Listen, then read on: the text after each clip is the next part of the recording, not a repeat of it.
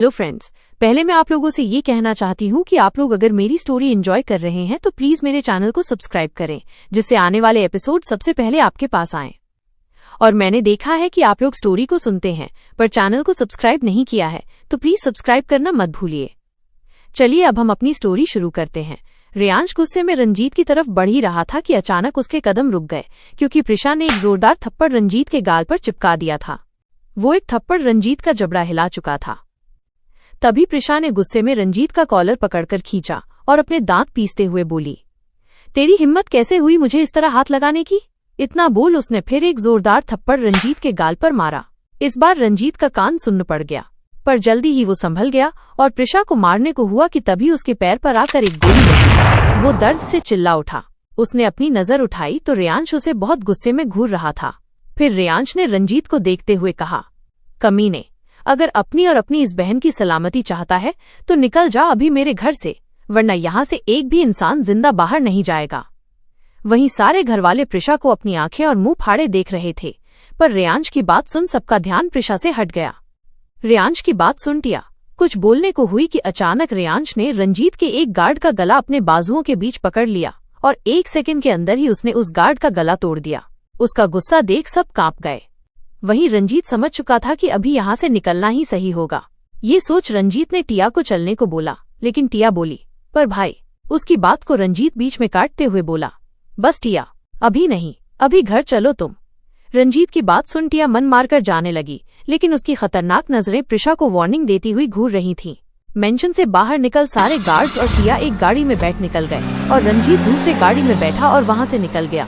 वहीं हॉल में रेयांश काफी गुस्से में था और प्रिशा बस उसे देखे जा रही थी। जहां अभी तक प्रिशा की आंखों में गुस्सा दिख रहा था, वहीं अब प्रिशा प्यार से रेयांश को देखने लगी। उसकी नजरों की तपिश रेयांश को भी महसूस हो रही थी, लेकिन वो उसे कुछ नहीं बोला, बल्कि अपने परिवार को देख जोर से बोला, जाइए सब, जाकर सो जाइए, सब ठीक है अब। उसकी बात सुन सब लोग अपने अपने कमरे में चले गए। अब उस बड़े से हॉल में बस 4 लोग थे। वहीं विराज जब से यहाँ आया था, उसकी नजरें मिस्का के खूबसूरत चेहरे पर टिकी थीं, क्योंकि आधी नींद में मिस्का गजब लग रही थी। लेकिन विराज उसके चेहरे पर पल पल बढ़ते गुस्से को भी साफ देख पा रहा था। मिस्का की कसी मुट्ठियां विराज को सोचने पर मजबूर कर रही थीं, पर उसने कुछ न बोलना ही सही समझा। फिर उसने रेयांश को देखते हुए कहा, रेयांश, अपना ध्यान रख और थोड़ा आराम कर ले, कल कुछ लोगों की खातिरदारी भी करनी है। इतना बोल वो मेंशन से चला गया। उसके जाते ही मिस्का ने एक नजर प्रिशा के चेहरे पर डाली और फिर वो भी अपने कमरे में चली गई। अब हॉल में प्रिशा और रेयांश बिल्कुल अकेले खड़े थे। दोनों की आंखों में कुछ अलग एहसास थे, लेकिन एक चाहकर भी दूसरे से नहीं कह पा रहा था। फिर रेयांश अंदर आने के बजाय बाहर गार्डन में जाने लगा। उसकी मुट्ठियां अभी भी कसी हुई थीं। उसकी आंखों के सामने वही पल घूम रहा था जब रंजीत प्रिशा को किस करने की कोशिश कर रहा था। आगे बढ़ते बढ़ते रेयांश को कुछ महसूस हुआ। अचानक उसने पीछे देखा तो देखते रह गया। उसके पीछे पीछे प्रिशा चल रही थी। उसे देख रेयांश ने पूछा, तुम यहाँ मेरे पीछे पीछे क्यों आ रही हो? रेयांश की बात सुन प्रिशा बोली, बस आपके पास रहने की ख्वाहिश जगी है, मैं इसे पूरा करने यहाँ आई हूँ। उसकी बात सुन रेयांश झेप गया, पर उसने प्रिशा को गुस्से से आंखें दिखाई, पर उसकी आंखें देख प्रिशा के चेहरे पर एक दिलकश मुस्कान छा गई। उसकी मुस्कुराहट देख रेयांश तो जैसे उसमें खो ही गया था। उसे प्रिशा की ये बातें अच्छी लग रही थीं, पर जल्दी ही वो अपने होश में आया और अपनी नजरें प्रिशा पर से हटा ली। फिर वो झूठा गुस्सा दिखाते हुए बोला, जाओ यहाँ से वरना। उसने इतना बोल अपनी बात अधूरी छोड़ दी। तभी उसकी बात सुन प्रिशा प्यार से बोली, तेरे बिना हर पल अधूरा है, तेरी दूरी मेरी रूह का नश्तर है। काश तुझे बता पाती कि तुझसे मोहब्बत है मेरी जान, वरना इस जिंदगी से तो मौत 1000 गुना बेहतर है। इतना बोल वो रेयांश की आंखों में देखने लगी। उसकी बात सुन रेयांश उसकी आंखों को देखने लगा, जिसमें उसे अपने लिए बेसुमार मोहब्बत दिखाई दे रही थी। वो उसे देख ही रहा था कि अचानक प्रिशा उसके करीब आने लगी। उसे अपने करीब आता देख रेयांश की धड़कनें तेज हो गईं। गार्डन की खामोशी में रेयांश की धड़कनें इतनी तेज थीं कि उसे प्रिशा भी साफ साफ सुन सकती थी। रेयांश के दिल की धड़कनें सुन प्रिशा मुस्कुराने लगी। रेयांश तो जैसे प्रिशा में खोते जा रहा था। प्रिशा की वो नीली आंखें, उसका ये गोरा रंग, उस पर गुलाब की पंखुड़ी जैसे होंठ रेयांश को अपनी तरफ खींच रहे थे। रेयांश की ऐसी हालत देख प्रिशा मन ही मन मुस्कुरा रही थी, पर अगले ही पल रेयांश की बात सुन प्रिशा के भाव ही बदल गए। रेयांश बोला, देखो प्रिशा, मैंने तुमसे जबरदस्ती शादी तुम्हें तकलीफ देने के लिए की थी और शायद तुम्हें तकलीफ मिल भी चुकी है। मेरे ही घर में तुम्हारी इज्जत पर हाथ डाला गया है, इससे बड़ी तकलीफ किसी लड़की के लिए और क्या हो सकती है। तो अब तुम आजाद हो। अगर तुम्हें यहाँ रहना है तो रहो, और अगर तुम अपने घर जाना चाहती हो तो जा सकती हो, क्योंकि मुझसे तुम्हें कुछ नहीं मिलेगा। बेहतर होगा कि जो भी तुम्हारे दिल में है उसे तुम खुद यही रोक दो। ये बोल वो प्रिशा के चेहरे को गौर से देखने लगा। रियांश को ये सब कहते हुए एक अजीब से दर्द का एहसास हो रहा था। वही रियांश की बात सुन प्रिशा सीरियस हो गई। उसने गंभीरता से कहा, सही वक्त आने पर मैं चली जाऊंगी, पर अभी वो सही वक्त नहीं है। और रही बात आपके लिए मेरे दिल में जो प्यार है, माफ कीजिएगा मिस्टर डेविल, लेकिन ये मोहब्बत तो अब कभी खत्म नहीं होगी। उसकी बात सुन रियांश प्रिशा को देखने लगा। ना जाने क्यों, लेकिन प्रिशा का ये कहना कि वक्त आने पर वो रियांश को छोड़कर चली जाएगी, रियांश को बिल्कुल अच्छा नहीं लगा। उसे अपने दिल में दर्द महसूस हो रहा था। उसके मन में काफी कुछ चल रहा था, पर वो मजबूर था। वो समझ नहीं पा रहा था कि ये एहसास उसके मन में क्यों आ रहे हैं। फिर रियांश प्रिशा से बिना कुछ बोले उसे वहीं छोड़ मेंशन के गेट से बाहर निकल गया। उसके जाते ही प्रिशा के चेहरे के भाव बिल्कुल बदल गए। उसका चेहरा बिल्कुल एक्सप्रेशनलेस हो गया। तभी उसका फोन बज उठा। उसने फोन निकालकर स्क्रीन पर फ्लैश होते नाम को देखा तो उसके चेहरे पर डेविल स्माइल आ गई। उसने कॉल उठाया। सामने की बात सुन प्रिशा बोली, तुम जानते हो तुम्हें आगे क्या करना है। इतना बोल उसने कॉल काट दिया। अगली सुबह प्रिशा जल्दी उठ चुकी थी और गार्डन में जाकर एक्सरसाइज कर रही थी। उसके साथ मिस्का भी थी। कुछ देर एक्सरसाइज करने के बाद दोनों अपने अपने कमरे में आए और तैयार होकर बाहर निकल गए। वहीं रियांश आधी रात में ही घर आ चुका था, लेकिन अपने कमरे में जाने के बजाय वो अपने स्टडी रूम में जाकर कुछ काम करने लगा था। सुबह के इस पहर भी रियांश की आंखों में नींद का एक कतरा नहीं था। उसके आंखों के सामने तो कुछ सीन चल रहे थे। फ्लैशबैक। जब रियांश घर से बाहर निकला था तब बाहर विराज पहले से ही अपनी गाड़ी में उसका इंतजार कर रहा था। रियांश के आते ही दोनों रियांश के सीक्रेट बेसमेंट की ओर बढ़ गए। वहां पहुंच वो लोग जब अपनी कार से उतरे कि तभी उनके कानों में किसी की दर्दनाक चीख सुनाई दी। ये सुन रियांश के चेहरे पर डेविल स्माइल आ गई। विराज और रियांश दोनों साथ में अंदर की तरफ बढ़ गए।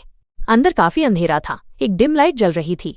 वहां करीब 6 हट्टे कट्टे आदमी खड़े थे और अंधेरे में उनकी परछाई बहुत डरावनी लग रही थी।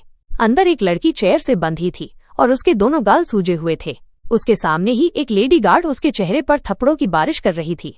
तभी वहां रियांश और विराज आते हैं। उन्हें वहां देख वो सब लोग एक लाइन में खड़े होकर एक साथ कहते हैं, जय हिंद चीफ। उनका सैल्यूट देख रियांश बस हाँ में सर हिला देता है। वहीं उस चेयर पर बैठी लड़की ये सब देखने और सुनने के लिए अपने होश में नहीं थी। दर्द बर्दाश्त न हो पाने की वजह से वो लड़की बहुत पहले ही बेहोश हो चुकी थी। रियांश उसे अपनी डार्क नजरों से घूर रहा था। फिर उसने एक गार्ड को कुछ इशारा किया। उसका इशारा समझ उस गार्ड ने एक बाल्टी पानी उस लड़की के चेहरे पर मार दिया। सूजे हुए चेहरे पर पानी की जोरदार मार से वो लड़की तड़प गई। उसने धीरे धीरे अपनी आंखें खोली तो उसके सामने रियांश था। उसे देख उसके होश उड़ गए। उसने हैरानी से कहा, रियांश तुमने मुझे किडनैप किया है? उसकी बात सुन रियांश अपने दांत पीसते हुए बोला, टिया बजाज, तेरा खेल तो मैं उसी दिन खत्म कर देता जिस दिन मुझे पता चला था कि प्रिशा पर इतने हमले करवाने वाली तू है। पर जानती है तू अभी तक जिंदा क्यों थी? क्योंकि प्रिशा को कुछ हुआ नहीं था।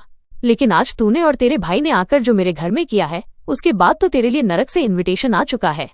और हाँ, तेरा भाई जहाँ भी छुपा हुआ है, पर मुझसे ज्यादा दिन बच नहीं पाएगा। इतना बोल उसने टिया के चेहरे को अपनी उंगलियों के बीच जोर से कस लिया था।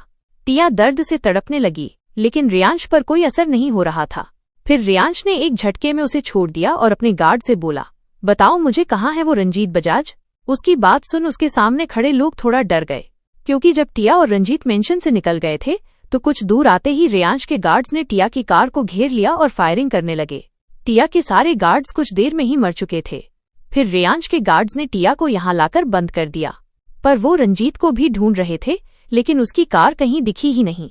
ये सब सोचते हुए गार्ड्स डरे हुए थे। तभी रियांश जोर से अपने एक एक बात पर जोर देते हुए बोला, मैंने पूछा, आखिर कहाँ है रंजीत? तभी एक गार्ड धीरे से बोला, माफ कीजिए चीफ, हमने इस लड़की को पकड़ने के बाद रंजीत को बहुत ढूंढा, लेकिन हमें वो कहीं नहीं मिला। उसकी बात सुन रियांश गुस्से में बोला, नहीं मिला? क्या मतलब है तुम्हारा कि वो नहीं मिला? क्या उसे आसमान खा गया या ये जमीन निगल गई?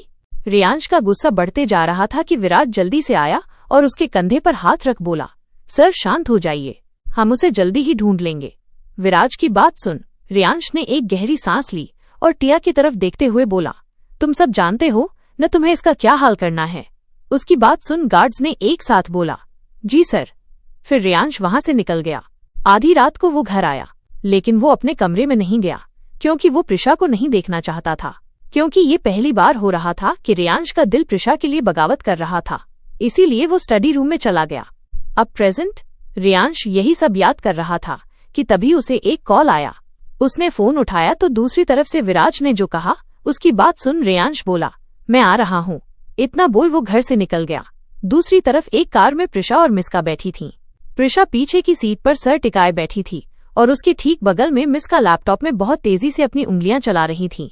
कार पृथ्वी ड्राइव कर रहा था और उसके बगल में नक्श बैठा था। उनके आगे पीछे 3 से 4 ब्लैक कलर की कार चल रही थीं और उन सब कार्स पर पीवी का लोगो लगा हुआ था। अचानक प्रिशा को कुछ दिखा और उसने गाड़ी रोकने का ऑर्डर दे दिया। आखिर प्रिशा ने क्या देखा? क्या रेयांश टिया को सच में मार डालेगा? रंजीत कहाँ गायब हो गया? जानने के लिए सुनिए डेडली डिजायर का अगला एपिसोड सिर्फ कहानी बॉक्स FM पर।